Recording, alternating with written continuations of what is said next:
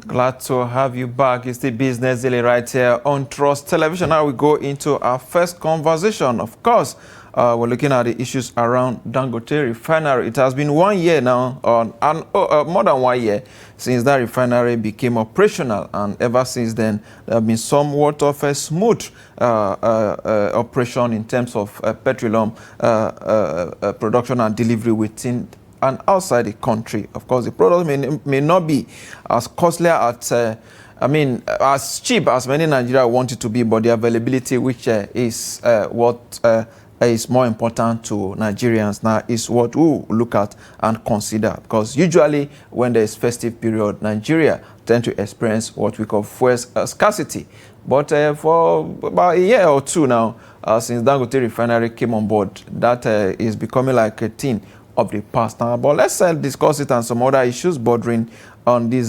Could have been more like a trade war, internal trade war going on between Dangote Refinery and some petroleum marketers in the country. I'm now being joined in the studio by Professor Kenny Face. He's a chief economic strategist at ECOWAS Commission. He's also an ambassador of London Enterprise. Glad to have you on Business Daily. Thank you for having me. Good morning. All right. Has Dangote Refinery ended the usual fuel scarcity that we experienced during festive season? I think it's ended the first phase. And there could well be a second phase because, you know, if you are eating with a devil, you have to use a long spoon, isn't it? And I think the issue is who is benefiting from this. Everybody's benefiting. The citizens are going to have more household income for their disposal, because for you to have a massive drop in that fuel price, and when they have more household income, then they buy more products. Aggregate demand increases, GDP increases. Our MSMEs, about 42 million, they're going to be, laughing all the way to the bank, because their input costs will go down, the energy costs will go down, the transportation costs will go down, and then they will have more disposable. They can keep more jobs, they can create more jobs, they can produce more. Aggregate output goes up, GDP goes up. Nobody ever gives this guy any recognition for the impact of his entry into the market. He piloted this drop last year, December last year, and it cost him over 10 billion naira to pilot it across the country, and it kept the price. Now is a big thing because he bought his 1.7 trillion investment in those 10,000 trucks. The trucks are rolling out. Then he's taking the fuel to your doorstep, and he has brought down the price, the limit to 250,000 barrels, so liter, to make sure, and then even giving you, he will bring the fuel to you and give you 10 days, something you could even sell in 5 days, give you 10-day credit limit. But Prof, with his interventions, we understand the fuel prices are coming down from where it used to be. With speed. Only recent times, it cut down the price downward, and of course the marketers will have no choice than to follow suit. Do you think the fears of the marketers is gradually being established? The fact that he's coming into the market, though he's not really playing at the downstream, but his impact is in a way affecting the marketers negatively. What do you think? It's not negative. Are you telling me, do you know who gains most? It's the government. Central Bank gains a lot from he projects $6.4 billion revenue just on 2 items, fertilizer and polypropylene. Who is laughing? Is the CBN, because we're having less pressure on forex. So less import of fuel, less pressure on forex, and more forex coming to the country. Is it the government that is not happy? The government is happy because you could see the inflation crashing. But some people are... And they're only talking about food. Food is a major one, no doubt about, because food inflation has gone down, but the other indices of inflation are influenced by energy. So they are coming heading crashing down. My point is that the marketers, the fuel marketers, is there any way they can be absorbed or they can have a proper cooperation with Dangote Refinery? It's more like a win-win for everybody.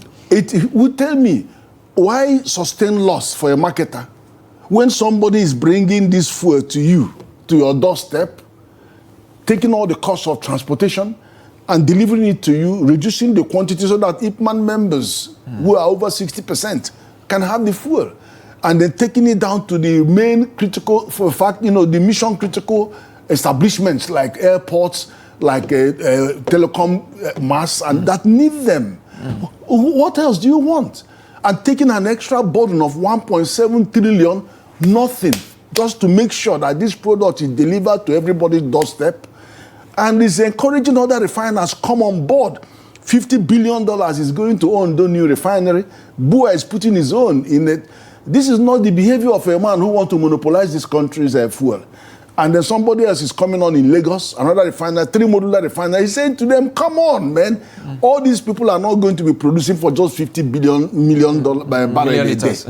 Already, he has exceeded 50 million barrel a day. It is because we want to have a fuel refining hub for Africa in Nigeria.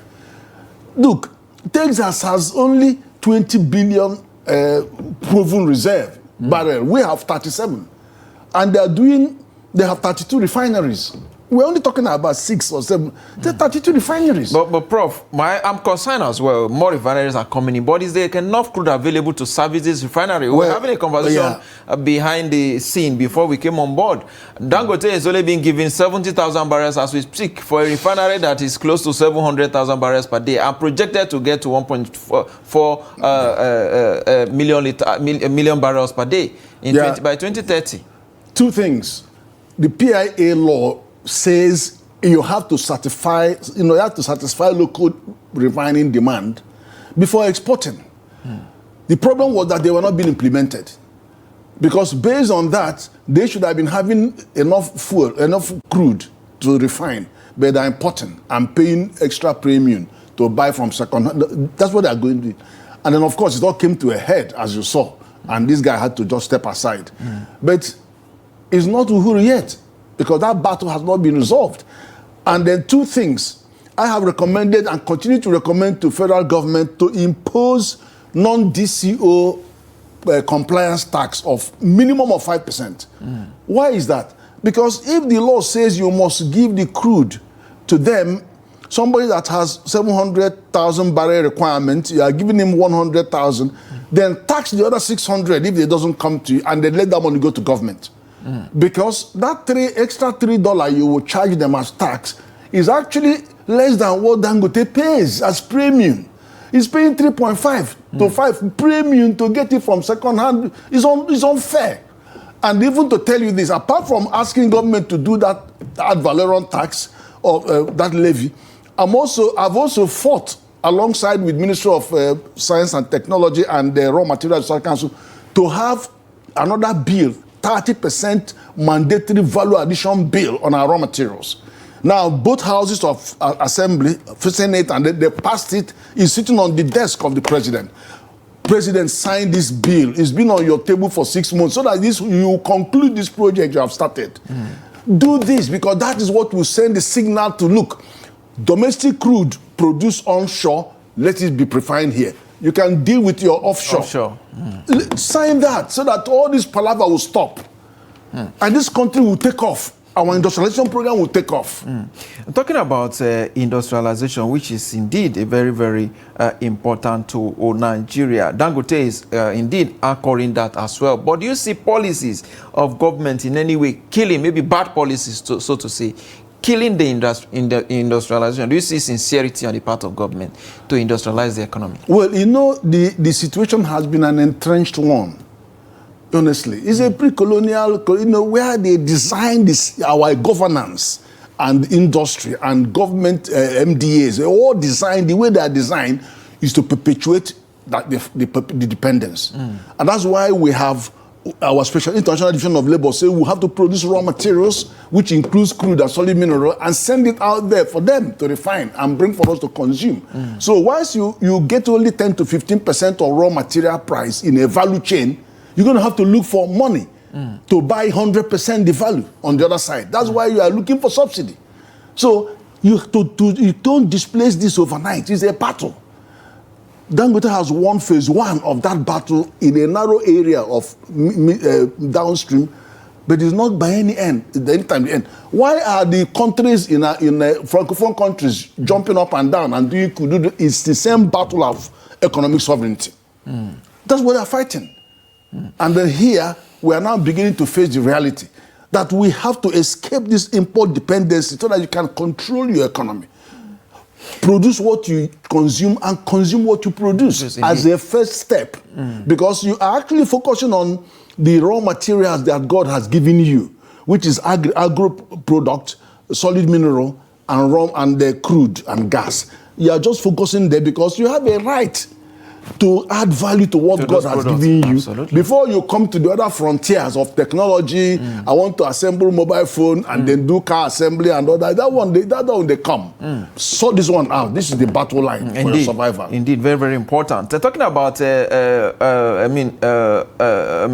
local competition now at this point now. We know there was a trade war. We look at internal trade war between Dangote and, of course, the NMDPRA and, of course, NUPRC as well. The two, heads of those agencies have been replaced already. Apparently, we don't know what transpired between them. With them and, of course, the federal government, why they were replaced at that point in time. But there were a lot of allegations, which you are privy to. And, of course, the public also are aware of course, from Dangote as well. But do you think some of the policies of the NMDPRA and, of course, the NUPRC, by way of giving out license for importation, is more like a sabotage to the larger economy? Without a doubt. With all the things that are there, with all the capacities that are proven. And in your program, I cried out to the CEO, go and visit Dangote. Please just go and visit so that you can establish the volume that is actually being refined and then establish the quality of the laboratories. Go and visit. The president has gone there. But you saw that it fell on deaf ear and the rest of it is history. But the fact is that we have to move forward. You know, the new people are on board. You don't know what they're going to want to do. But I think that NNPC should get out of the downstream because you are not producing any fuel in the midstream. So what are you doing there? Consuming our dollar, buying, importing fuel. I mean, you cannot have government fighting against government. You know, government has interest in Dangote as well as every Nigerian citizen going to get and buy share by the next 1 or 2 months. So what are we talking about? So we should stop those distortions caused by our own NNPC and then get on with the business. They have a lot of work to do upstream. They don't have a downstream refining capacity that is adding up to anything. Sell those. And I say sell it free. Sell it to management buyout. All those more oil majors, let them have it. So that there could be peace. And let us all compete. Let Nigerians be the beneficiary. You know, that's the point. But in terms of the body language of the African richest man, talking about Aliko Dangote, we understand he has invested so much. $20 billion is not a small money to build a refinery and, of course, every other thing that he has done for the country. But do you think his body language suggests that he wants to monopolize the market, which you know, and I myself know, it's one of the fear that the marketers have expressed. Many of them were spoken to secretly. Not even in his wildest dream, if that is his dream, there's no chance that it can happen. His investment will be about 40 billion in the next 2 years, and then he's working to have $100 billion cash flow turnover. Nigerian government is aiming from his own input alone to get $21.1 billion revenue to federal government. And then his market capitalization could take him to $200 billion to become the 9th richest man in the world. The thing is this, he is saying to others, come on, the more the merrier. That is not the language of somebody who wants to monopolize what? This guy doesn't have to sell one. The language and body language can be different. He doesn't need to sell 1 liter of petrol in Nigeria. He doesn't need to. Because he's in a free trade zone, he can export all his products. But what he is fighting for that is costing him over 4 trillion naira is the iniquity and the structural emasculation of our economy. That's what he's fighting for. You have to unlock it because what are you doing? You are condemning $50 billion investment going to Ondo. You are saying to Bua, sorry, your project is dead on arrival. You are telling other people, they'll have no chance of seeing the light of day. And then you have all these people, Trafigura, Mercuria, Glencore, Vitol, all these people that have tied up all our export of, oh, come on. Prof, as we wrap up the conversation now, let's look at what the changes at NMDPRA and, of course, NUPRC. Do you think that change may, to some extent, resolve the crisis that we have in that space? It has to resolve the crisis because, what's this guy? Fidel Castro says if you don't take a revolution, the revolution will overtake you. Let the new people please go and have a visit so that we can all sit down and have a discussion. You can't just veer away on your own track. It doesn't, because you are a product of NNPC in one way or the other anyway. And the NNPC is a private company. So we don't want a situation where NNPC runs the regulator or the regulator depends on the NNPC. You've got to do your work. First, go and establish the volume of fuel that is being consumed in the country and stop all this shenanigans about claiming this, that. Stop it.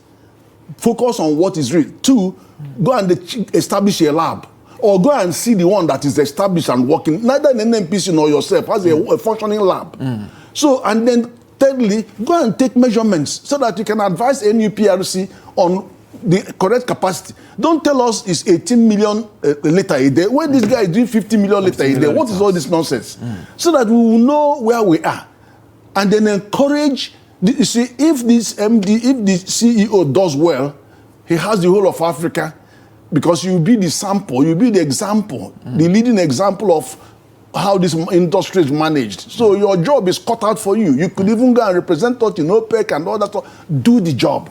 Indeed. That's the point. Do the job. Do your job. Patriotism is key here. I mean, we have to unlock the potential of our company, of our country, and then let our people be on the driving seat. Why shouldn't all of us come together and, okay, the import of fuel in Africa is $20 billion. Nigeria is doing 10 billion of it. Why don't we get that entire market? Before we go in 30 seconds, do you sense international conspiracy in this? But what are you talking about? That is the thing, because this is part of an agenda, a pre-colonial agenda of emasculation of our economy. And it's not just Nigeria, it's everywhere. It's the whole of West Africa. It's in Africa, many parts of Africa. And I've told you an example of how the French people are dealing with their own. So they are doing it with the barrel of the gun. But we don't want that here. We want to use raw economic power to restore our control over our natural resources. Indeed. Which is very, very, very important. Thank you so much, Professor Ken Ife, Chief Economic Strategist at ECOWAS Commission, and of course, an ambassador of London Enterprise. We appreciate your contributions. Thank you for having me on the show. Thank you so much. We appreciate it. A compliment of the season. And you too. All right. We'll go on a very quick break. When we come back, we'll look at another very important topic. Don't go away.